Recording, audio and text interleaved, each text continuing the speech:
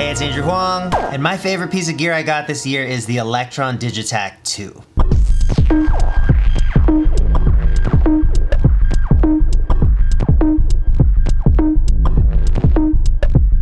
This was an easy call for me to make. The Mark 1 was already my favorite sampler of all time, and the 2 just improved on it in so many ways. Twice as many tracks, twice as long sequences, more filter options, more ways to mangle samples, way more storage space. One of the big things that should have been in the first one, a lot of people say, is it's stereo now instead of mono. There's just something about the Elektron workflow that when it comes to samples, it just brings out a different part of my creativity, but also you don't need an octatrack sized brain to use the Digitakt. It's so immediate, but it's still so powerful and just really inspiring for all different types of sounds. You can get weird with it.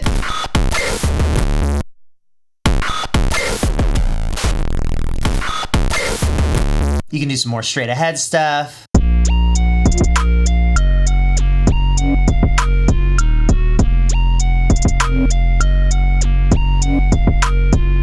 Whatever this is.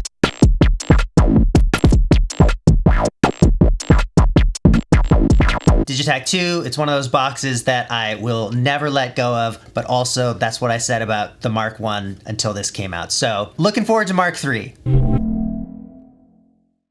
Hi, firstly, thanks to Bryce at Perfect Circuit for inviting me to join this roundup. If you don't know me, my name's Starsky and I've been involved with music and music tech for about 3 decades. I know, hard to believe looking at this youthful face. But I've got a TV show and I've got a YouTube channel called Starsky Carr where I demo music tech, I demo synths, drum machines, Eurorack, all that sort of stuff. And over the past few years we've been incredibly lucky. There's been loads of new bits of kit come on the market and 2024 has been no exception. But my pick of the bunch for 2024 has to be the Voltage Lab from Pittsburgh Modular. It's a self-contained mini modular system with 2 oscillators, a couple of function generators, an LFO, and Pittsburgh's own take on the low-pass gate and sequencers. And to finish it off, there's an analog chorus and delay. And on the bottom, we've got a 2-channel sequencer that's got an extra CV channel. That's the blue one you can see there, with tons of options for random generation and evolving patterns, microtonal options. It's got humanization, a Euclidean generator. Too much to go into any detail here, because every aspect of this is much deeper than it first appears, and once you start playing with it, it draws you in, and before you know it, you've got a desk covered in wires and you've got a banging track.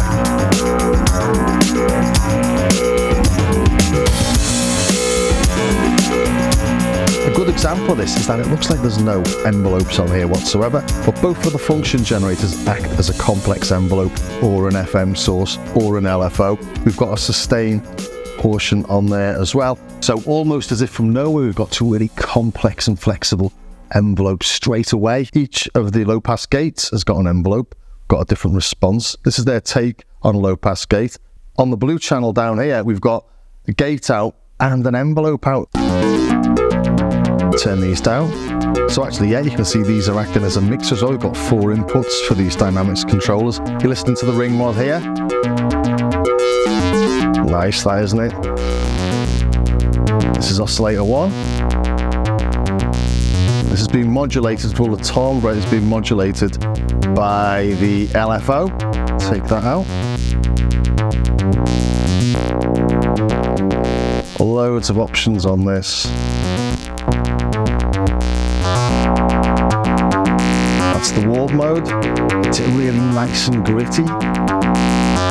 Let's add that ring mod in as well, blend it in using this. I'm using this a little bit like a standard filter, dynamics control. Turn it down, increase it. This is being modulated, dynamics control is being modulated by the CV envelope we're getting from the blue channel down here. A bit more resonance, open it up. And then we've got oscillator 2 over here as well. So I'm going to say it again, loads of flexibility in there. Again, using that like a mixer. Nice and simple. Still lovely and gritty though. Bit of pulse width modulation in there as well.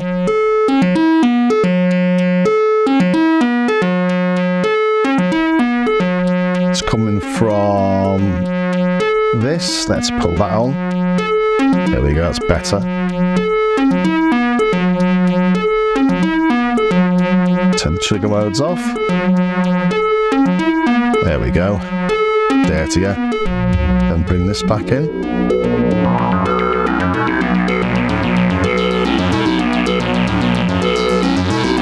It's ace, isn't it? The way this all gels together and sounds like one big cohesive wall of sound is incredible. Obviously you can do ambient stuff as well, but I really love it for this. Modulating the time with the LFO. Using this attenuator, so we can turn this into the devil's delay. So you take that and you chuck a hefty beat on it.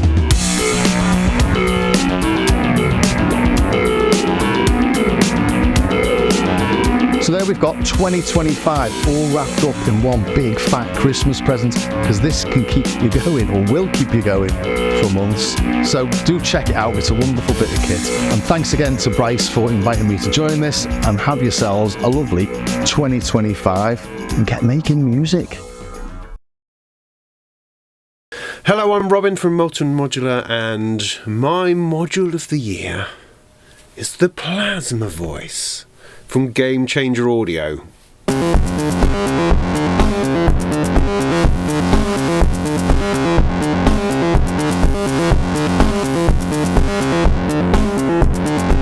I've never come across anything quite like it. It has this energy. Obviously, the energy is thrown out to the front through this plasma tube, this sort of visualization and realization of actual energy sparking and smacking its way into our reality as it breaks, reforms, and then destroys whatever it is that's going through it.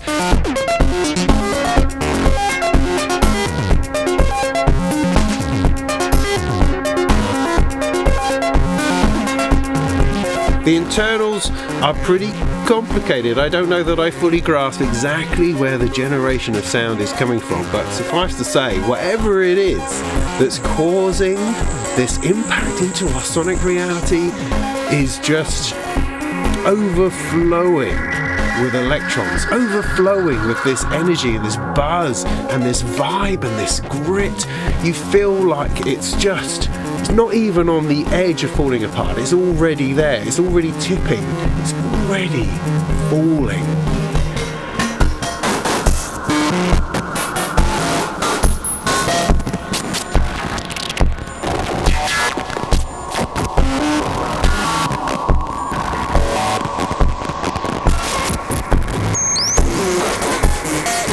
And every waveform feels like it's living its best life. Like it's at the pinnacle of where it needs to be. It's not just that it feels more alive, but it is life. It's the spark of life. It is the very essence of the things that move about within us, those atoms and those charges that are subsumed within the plasma voice.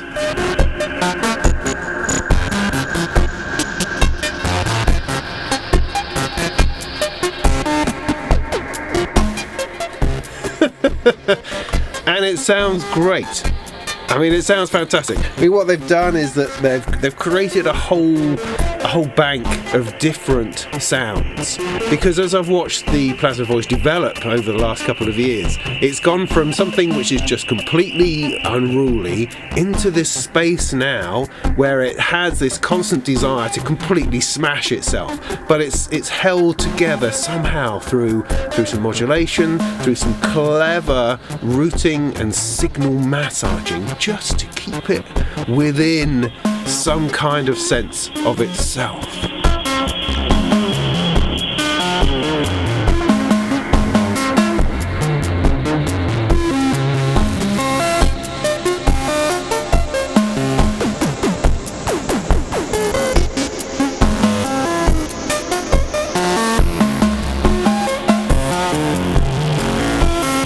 And it's not just one thing either. There are like 7 banks of 7 things. going on in there. So you do have bass lines and leads, sure, yeah, crackly, fizzy, energetic leads, and those basses that are raucous at the bottom. But it's also got percussion and just spark and metal and clangs and crushes and tinkles and sparkles, and you can manipulate the harmonics, you can manipulate the sense of flux within it. How fizzy is it going to get? And all of that is stuffed into a very open front panel that you can just enjoy. Whack in a bit of modulation and it will start to explore itself. You can pump voltage into the bank and sound selector so it cascades percussively through all sorts of manner of noises, throwing itself out, rearranging itself, having another go, exploding and then reforming and then exploding and then reforming, and all of this within a module.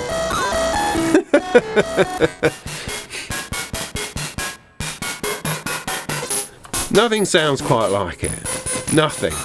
And you can get an enormous amount of versatility out of it, while also having to spend your time, on the edge of destruction. You're not going to get sweetness out of here. No. This is the voice of the destroyer. And that is precisely what makes it my pick of the year. Hi, I'm Ivan Anderson. I'm also known as Cyberattack. And my favorite piece of gear this year is the Replay synthesizer. I'm the type of person where if a piece of gear can do one thing that I really love, that's enough for me to get obsessed with it. And the Replay has one. It's this sound, but not that by itself. That going into the lo-fi junkie pedal from Zvex, which sounds like this. I love that sound. I can never sell either of these because I love that sound. So in a way, Lo-Fi Junkie is my runner-up pick. This didn't come out this year, but I got one this year. Anyway, the Replay can also do another thing I love, which is that the filter section can get so resonant that if you put noise through it, it can create like pitched noise or like notched noise. It sounds like this. And I also like that. So what you're about to hear is a demo for a song on my next record that uses both of those.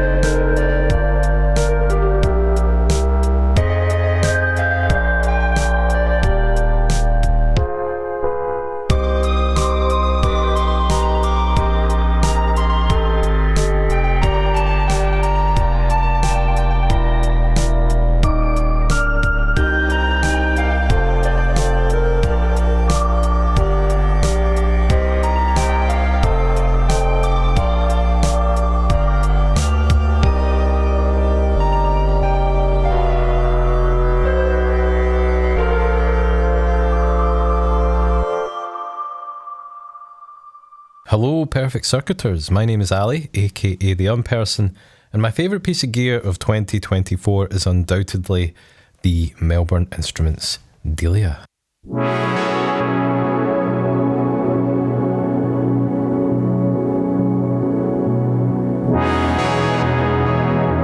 Delia is a 6-voice polyphonic synthesizer with 4 digital oscillators and analogue filter, drive and VCAs. And it has some truly unique and innovative features, most notably the motorised control panel. This means that for every preset you know the exact position of every parameter on the front panel. But this technology isn't just limited to knob positions, it's also how we engage with modulation.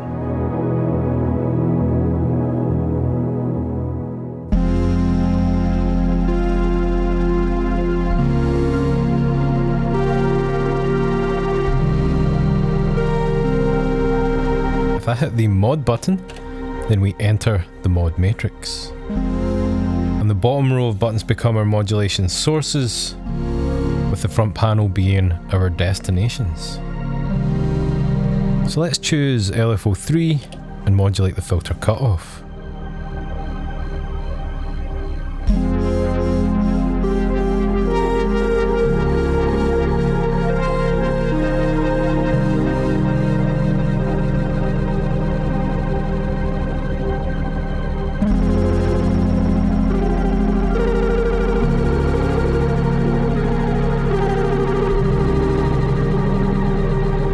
This makes it incredibly easy to know exactly what's happening in your preset. You just hit the source and you can visually see what's being modulated.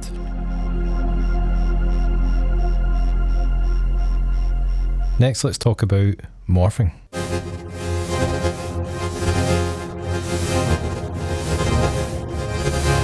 So every preset on Delia actually stores 2 presets, and we can move between them by using the morph control.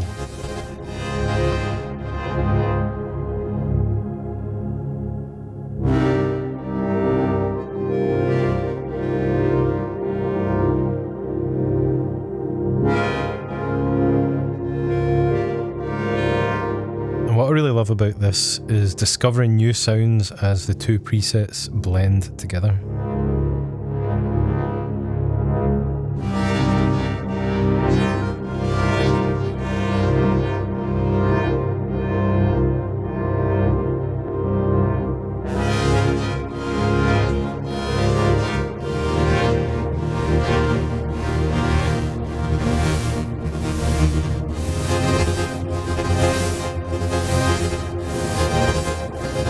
I hope you've enjoyed my brief demonstration of the Delia. It's definitely worth checking out.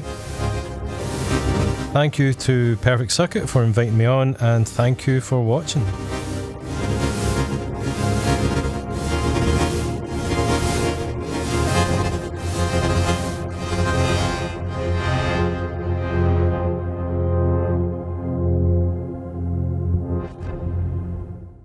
Hello, A Perfect Circuit. My name is Mark Johnston, and I make music and gear demos here on YouTube for a series called Secret Weapons.